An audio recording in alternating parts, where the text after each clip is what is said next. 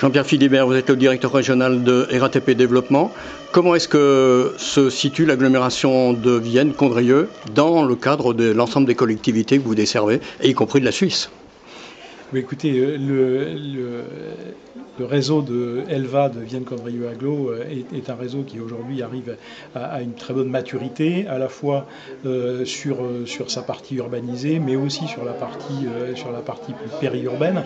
Et l'homogénéisation du réseau sur les deux rives est un pas important, au-delà de toutes les améliorations qui sont faites en termes de services. Et je pense notamment à la navette ELVA et au covoiturage. Dans ce cadre-là, aujourd'hui, il y a beaucoup de nouveautés qui ont été mises en place, mais ces nouveautés se heurtent à une difficulté, c'est celle du personnel roulant. Alors, comment il se présente?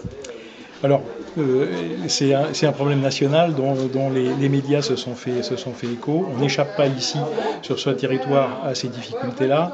Il nous manque aujourd'hui 4 ou 5 conducteurs sur le réseau urbain.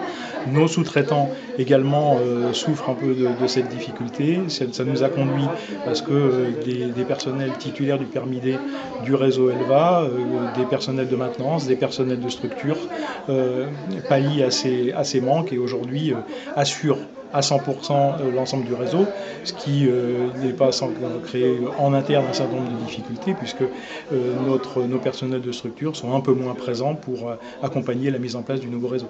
Ultime question, quand on parle de l'attractivité de ce métier de conducteur ou de conductrice d'ailleurs, parce qu'il y a beaucoup de femmes qui sont au volant, est-ce que c'est pas lié aussi aux conditions sociales qui sont faites à ceux qui exercent ce métier? Je pense en particulier aux coupures importantes qu'ils peuvent exercer dans le service d'une journée.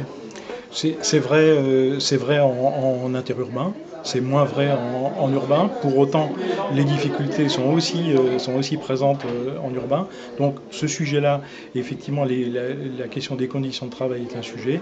Ça me paraît pas être le seul. L'attractivité du métier a été victime aussi du Covid. Beaucoup de conducteurs ont quitté le transport de voyageurs pour se retourner vers d'autres métiers, et notamment le marchandise.